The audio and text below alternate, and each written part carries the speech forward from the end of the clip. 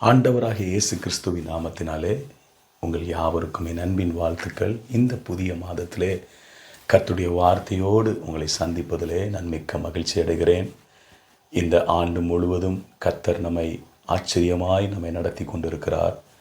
இன்னமும் கர்த்தர் நம்மை நடத்த அவர் போதுமானவர். ஆகவே இந்த ஆண்டு இறுதி மாதத்திலே கர்த்தர் நம்மை கொண்டு வந்ததற்கு நிச்சயமாக ஒரு முகாந்திரம் உண்டு. அதை இந்த மாதத்தின் இறுதியிலே நாம் பார்க்க போகிறோம். இந்த இறுதி மாதத்தில், இந்த ஆண்டின் இறுதி மாதத்திலே கர்த்தர் நம்முடைய வாழ்விலே அதை கர்த்தர் நிச்சயமாய் செய்து தம்முடைய பிள்ளைகளுக்கு தன்னுடைய வசனத்தை கர்த்தர் உறுதிப்படுத்த போகிறார்.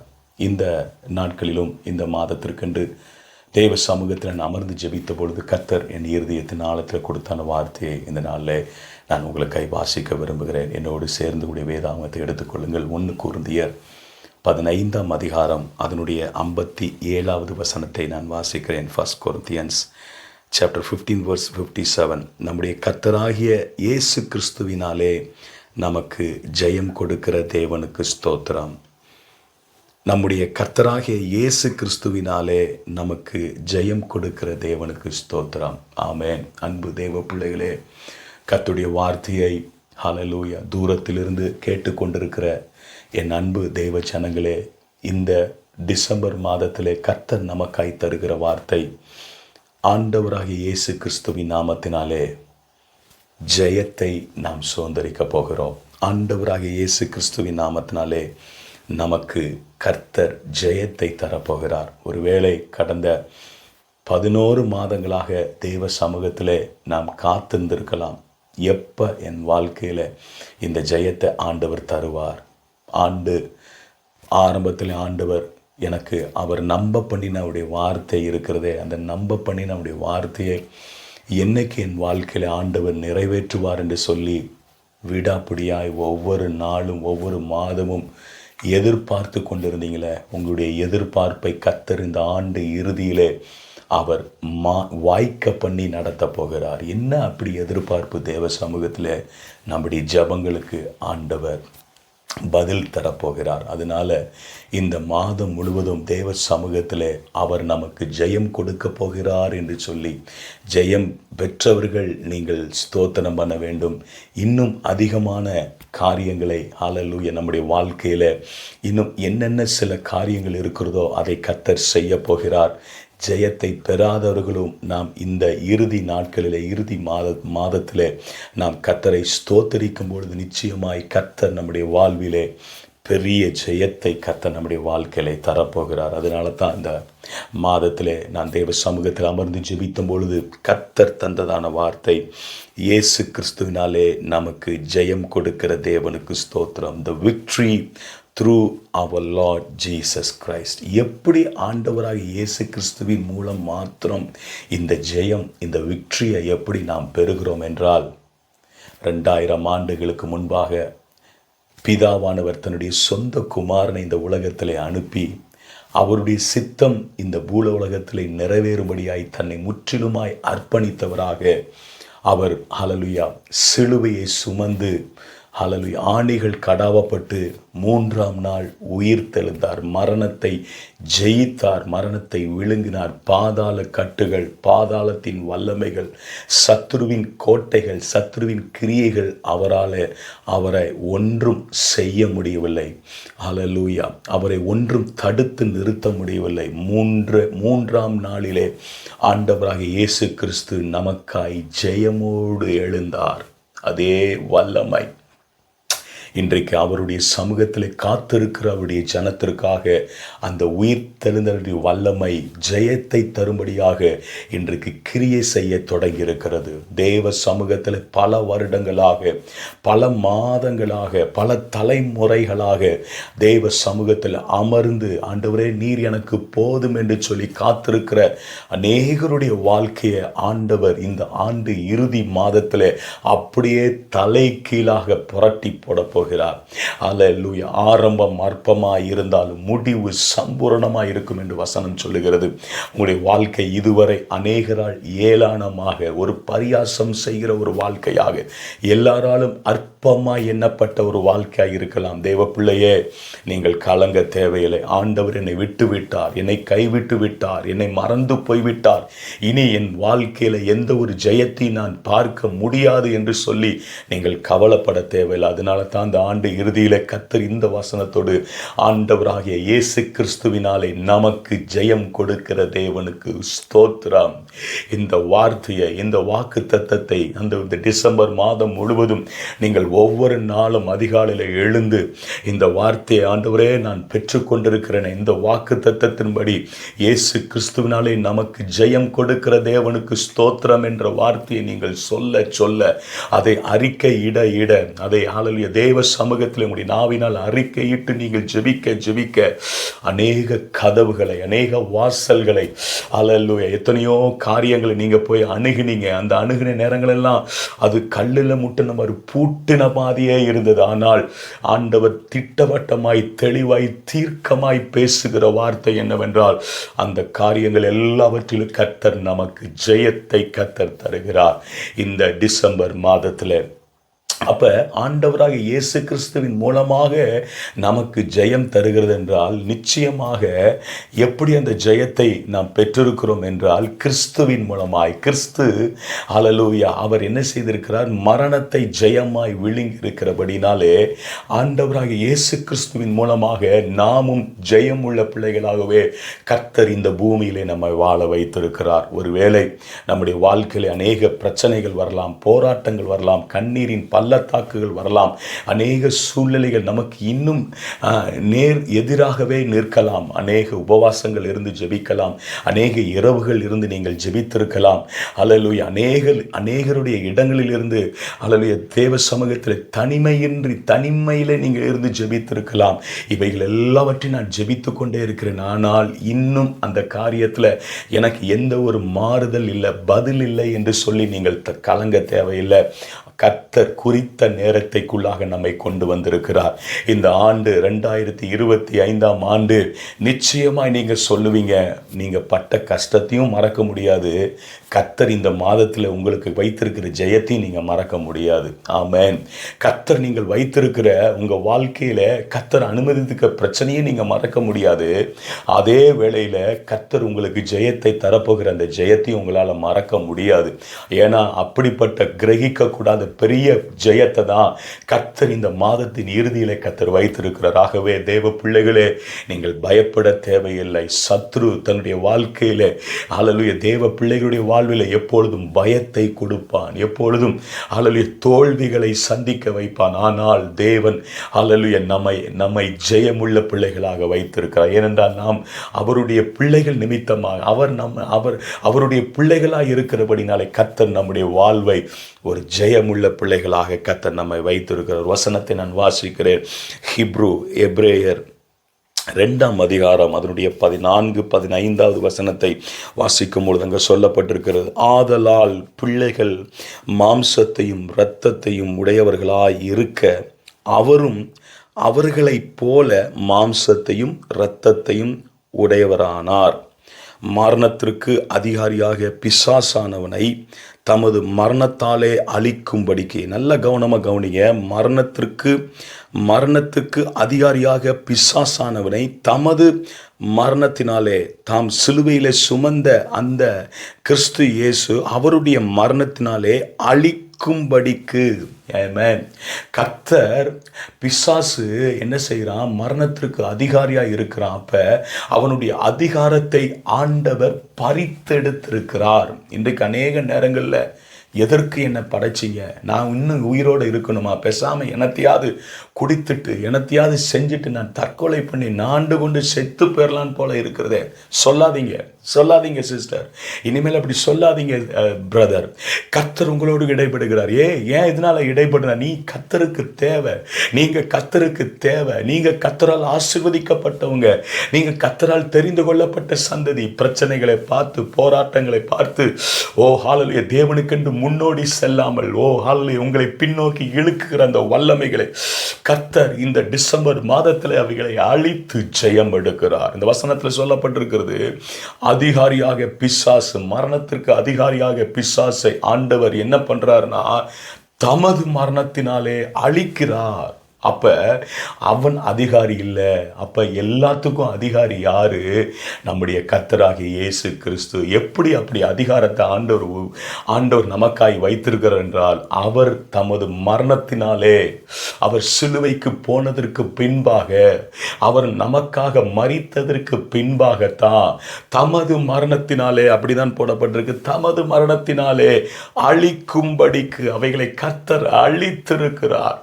ஹல்லேலூயா. பிசினஸ்ல இருக்கிற அந்த மந்தமான கிரியைகளை ஹல்லேலூயா தலை தோங்க விடாதபடி, செழித்தோங்க விடாதபடி, காரியம் வாய்க்காதபடி, ஹல்லேலூயா ஊழியத்தில் ஒரு வளர்ச்சியை உண்டு பண்ண விடாதபடி, குடும்பத்தில் ஒரு மாற்றம் உண்டாகாதபடி, குடும்பத்தில் ஒரு மகிழ்ச்சி உண்டாகாதபடி, இவைகள் எல்லாம் அடைத்து கொண்டு வைத்திருக்கிற அந்த சத்துருவின் வல்லமைகளை இந்த டிசம்பர் மாதத்தில் தேவன் செய்கிறார். தேவன் ஜெயம் எடுக்கிறார். நமக்காக அவர் ஜெயம் எடுக்கிறார். அவர் நமக்காய் வீட்டிருக்கிறார். அன்பு தேவ பிள்ளைகளை, எப்படி நமக்காய் வீட்டிருக்கிறார்? அவர் மரணத்திலே, தமது மரணத்தினாலே அழித்திருக்கிறார். தமது மரணத்தினாலே, இயேசு கிறிஸ்து தமது மரணத்தினாலே அழித்திருக்கிறார். அதுக்கு அடுத்தாப்புல உள்ள வசனம் சொல்லுகிறது, அதை நான் வாசிக்கிறேன். ஜீவ காலமெல்லாம் மரண பயத்தினாலே அடிமைத்தனத்திற்குள்ளானவர்கள் யாவரையும் விடுதலை பண்ணும்படிக்கு அப்படியானார். ஆமென். நல்ல கவனமாக கவனிங்க. ஜீவ காலமெல்லாம், நம்முடைய லைஃப் லாங் முழுவதும் மரண பயத்தினாலே அடிமைத்தனத்திற்குள்ளானவர்கள் யாவரையும், இப்படி சத்துரு என்ன பண்ணியிருக்கிறான்? ரட்சிக்கப்பட்ட அநேக தேவனுடைய ஜனத்தை மரண பயத்தை குடித்து, ஹல்லேலூயா, சத்துரு போராட்டங்களையும் பிரச்சனைகளையும் பல காரியங்களையும் குழப்பங்களையும் வியாதிகளையும், ஹல்லேலூயா, கடன் பிரச்சனைகளை கொடுத்து அநேகரை குழப்பி அவர்களை மரண பயத்தை இன்றைக்கு அவர்களுக்குள்ளாக அனுப்புகிறது மாத்திரமல்ல, அடிமைத்தனத்திற்குள்ளாய் வைத்திருக்கிற யாவரையும் கர்த்தர் விடுதலை பண்ணி ஜெயத்தை தருகிறார். ஹல்லேலூயா. அந்த டிசம்பர் மாதத்தில் நீங்க விசுவாசித்தால் நிச்சயமாய் கர்த்தர் அந்த மரண பயத்தை, அந்த மரண பயத்தின் கட்டுகளை, அந்த அடிமைத்தனத்தின் கட்டுகளை, பின்தொடர்ந்து வருகிற சத்துருவின் கட்டுகளை இயேசு இன்றைக்கு இந்த புதிய மாதத்தில் இந்த வார்த்தையை கேட்டுக்கொண்டிருக்கிற அன்பு சகோதர சகோதரியுடைய வாழ்விலே, தகப்பனுடைய வாழ்விலே, அன்பு தாயுடைய வாழ்விலே, கர்த்தர் அந்த மாறுதலை இப்பொழுதே அனுப்புகிறார். இந்த ஜெயத்தை இப்பொழுதே அனுப்புகிறார். ஏனென்றால் நாம் தேவனால் முன்குறிக்கப்பட்டவர்கள், நாம் தேவனால் ஹல்லேலூயா முத்திரிக்கப்பட்டவர்கள். நமக்கு விரோதமாய் எழும்புகிற எந்த ஆயுதமும் வாய்க்காதே போகும் என்று சொல்லப்பட்டிருக்கிறது. அன்பு தேவ ஜனமே, நம்முடைய ஆண்டவர் ஜெயமுள்ள ஆண்டவர். இன்னொரு வசனத்தை நான் வாசிக்கணும் விரும்புகிறேன். யோவான் எழுதின சுவிசேஷம் 16ஆம் அதிகாரம் அதனுடைய 33வது வசனம் இப்படியாய் சொல்லியிருக்கிறது, உலகத்தில் உங்களுக்கு உபத்திரம் உண்டு, ஆனாலும் திடன் கொள்ளுங்கள், நான் உலகத்தை ஜெயித்தேன் என்றார். ஆமென். உலகத்தில் நமக்கு உபத்திரம் உண்டு. கிறிஸ்தவங்களுக்கு உபத்திரமே இருக்காது, பிரச்சனையே இருக்காது, போராட்டமே இருக்காதுன்னு பைபிளில் எந்த இடத்துல சொல்லலை. தெளிவா ஆண்டவர் எழுதி வைத்திருக்கிறார். அப்படி யாராவது உங்களுக்கு சொல்லியிருந்தா அது துருபதேசம் என்று நீங்கள் ஜாக்கிரதையாக இருங்க. அல்லது தேவனை உண்மையாய் தொழுது கொள்ளுகிற, அல்லது தேவனுடைய அடிச்சுவடுகளை பின்பற்றுகிற, அவருடைய கற்பனைகளுடைய வேத வசனத்தின் சத்தியத்தை பின்பற்றுகிற அவருடைய பிள்ளைகளுக்கு உபத்திரம் உண்டு. ஆண்டவர் சொல்றார், உபத்திரம் உண்டு, ஆனாலும் திடன் கொள்ளுங்கள், நான் உலகத்தை ஜெயித்திருக்கிறேன். ஆமென். அப்ப உலகத்தை ஜெயித்திருக்கிறார் நம்முடைய தேவன். அதை ஆண்டவர் உறுதியா சொல்றார். எப்படி உறுதியா சொல்ல முடியுதுன்னா, பிசாச அந்த அதிகாரத்தை, மரணத்தின் அதிகாரத்தை வச்சிருந்தானே அந்த பிசாசு, அவர் என்ன செய்றார்? தாம் மரணிப்பதன் மூலம் அதிகாரத்தை பறித்து கொண்டார். அதனால தான் ஆண்டவர் உலகத்தை ஜெயித்திருக்கிறார். அப்போ உலகத்தை ஜெயித்த ஆண்டவர் நம்மோடு கூட இருக்கும்போது இந்த உலகத்தில் வருகிற பிரச்சனைகள், போராட்டங்கள், இந்த உலகத்தில் வருகிற வியாதிகள், இந்த உலகத்தில் வருகிற துன்பங்கள், துயரங்கள், துக்கங்கள், இவைகள் எல்லாம் அதற்கு ஒன்றுக்குமே ஆகாது. அவைகள் எல்லாம் ஒன்றுக்கும் உதவாது. அவைகள் கிறிஸ்துவுக்கு முன்பாக அவைகள் மத்தியிலே நம்மை ஜெயமுள்ள பிள்ளைகளாய் கர்த்தர் நம்மை நடத்துகிறார். அதனால தான் அந்த வசனம் சொல்லுகிறது, அந்த இறுதி வார்த்தை நீங்கள் வாசிக்கும் பொழுது சொல்லப்பட்டிருக்கு, நான் உலகத்தை ஜெயித்தேன் என்று சொல்லப்பட்டிருக்கிறது. ஆண்டவர் நம்மை என்ன ஜெயமுள்ள பிள்ளைகளாய், உலகத்தை அவர் ஜெயித்திருக்கிறார். நம்மை ஜெயமுள்ள பிள்ளைகளாய் நம்மை அழைத்து வைத்திருக்கிறார். இந்த உலகத்தில் வருகிற பிரச்சனைகள், போராட்டங்கள், அல்லது எப்பேற்பட்ட காரியங்களும் உங்களை அமிழ்த்து கொண்டிருக்கலாம். ஆனால் இந்த டிசம்பர் மாதம் உங்களுடைய மாதமாய் இருக்க போகிறது. அநேகருடைய ஊழியர்கள், அநேகருடைய ஊழியங்களிலே மாற்றம் இல்லாமல், அநேக பிரச்சனைகள், போராட்டத்தின் மத்தியிலே தேவ சமூகத்தில் கண்ணீரோடு நிற்கிற அல்லேலூயா அநேக ஊழியர்களுடைய ஊழியங்களை கர்த்தர் இந்த டிசம்பர் மாதத்தில் ஜெயிக்க கர்த்தர் அழைத்து கொண்டு வந்திருக்கிற அந்த உறுதியா சொல்ல முடியும்.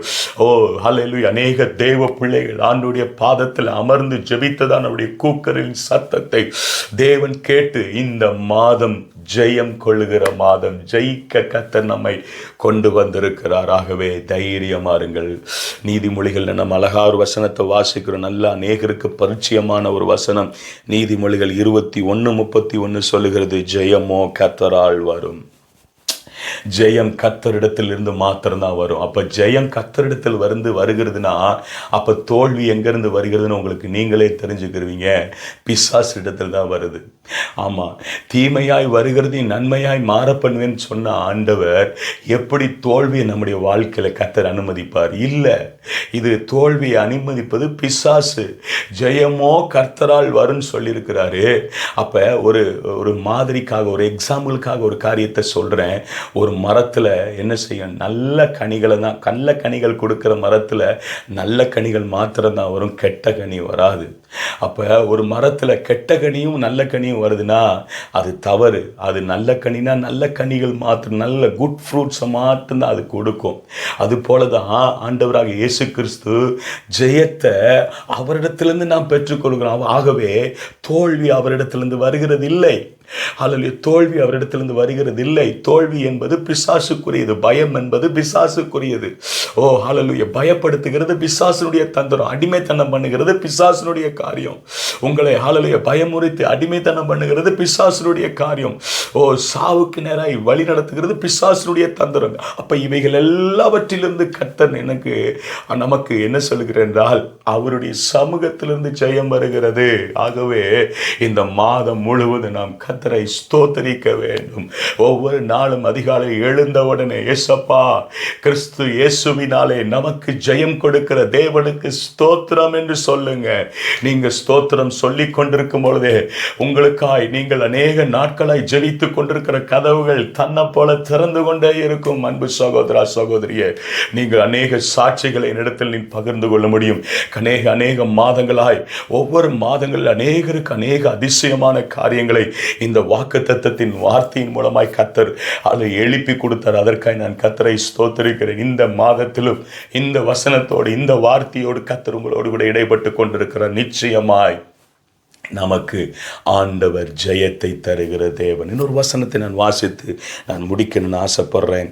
ரோமர் 8:37 வசனத்தை வாசிக்கும் பொழுது அங்கே சொல்லப்பட்டிருக்கிறது, இவை எல்லாவற்றிலும் நாம் நம்மில் அன்பு கூறுகிறவராலே முற்றும் ஜெயம் கொள்ளுகிறவர்களாய் இருக்கிறோமே. இவைகள் எல்லாவற்றிலும் மரணம், ஹல்லேலூயா, பாடோ, துக்கமோ, துயரமோ என்ன வந்தாலும் சரி, பவுல் அழகாக எழுதி வைத்திருக்கிறார். அந்த வசனத்தின் மேலுள்ள பகுதியில் நீங்கள் வீட்டில் போய் நீங்கள் வாசித்து பாருங்க. அவைகள் எல்லாவற்றிலும் தேவன் நம்மை ஜெயமுள்ள பிள்ளைகளாகவே கர்த்தர் நம்மை வைத்திருக்கிறார். ஆகவே தைரியமாக இருங்க. இந்த வாக்குத்தத்தத்தினுடைய வாழ்க்கையில் ஒவ்வொரு நாள் அறிக்கை பண்ணி நீங்கள் ஜெபித்து கொண்டே இருங்க. நிச்சயமாய் கர்த்தர் உங்களுடைய வாழ்க்கையில் நாம் நினைத்ததல்ல, கர்த்தர் நினைத்த ஜெயத்தை உங்கள் வாழ்க்கையில், உங்கள் பிஸ்னஸில், உங்களுடைய தொழிலில், உங்களுடைய ஊழியங்களில், நீங்கள் செல்லுகிற ஒவ்வொரு இடங்களிலும், நீங்கள் எடுக்கிற எல்லா பிரயாசங்களிலும், நீங்கள் போகிற படிக்கிற எல்லா படிப்புகளிலும் கர்த்தர் அந்த ஸ்டடீஸில் பெரிய ஜெயத்தை கர்த்தர் கட்டளையிட போகிறார். ஜெயத்தை பெற்றதுக்காகவும் ஸ்தோத்திரம் பண்ணுங்க. ஜெயம் பெறப்போகிற காரியத்துக்காகவும் கர்த்தரை ஸ்தோத்திரம் பண்ணுங்க. கர்த்தர் உங்களை ஆசீர்வதிப்பார். நான் கண்களை மூடி நாம் ஜெபிக்கலாம். நல்ல ஆண்டவரே, கிருபையான நேரத்திற்காய் ஸ்தோத்திரம். நீர் கொடுத்த இந்த கடைசி இறுதி மாதத்திலே உம்மை நாங்கள் ஆராதிக்க, ஸ்தோத்திரங்களை ஏறெடுக்க கர்த்தர் கொடுத்த பாக்கியத்தை நினைத்து துதிக்கிறோம். இயேசு கிறிஸ்துவினாலே நமக்கு ஜெயம் கொடுக்கிற தேவனுக்கு ஸ்தோத்திரம் என்ற வாக்கு தத்தத்தின்படி நம்முடைய பிள்ளைகளை நாங்கள் ஆசீர்வதிக்கிறோம். ஒவ்வொருவர்களை கர்த்தர் இந்த வார்த்தையின்படி நீர் நடத்த போவதற்கு நன்றி. இந்த மாதம் முழுதும் ஒவ்வொரு நாளும் தவறாமல் கர்த்தரை ஜெயம் கொடுக்கிற அந்த கர்த்தரை ஸ்தோத்தரிக்க கர்த்தர் கிருபை தாரும். ஆசீர்வதியும் இயேசுவின் நாமத்தில் பிதாவே, ஆமென். God bless you. கர்த்தர் உங்களை ஆசீர்வதிப்பார்.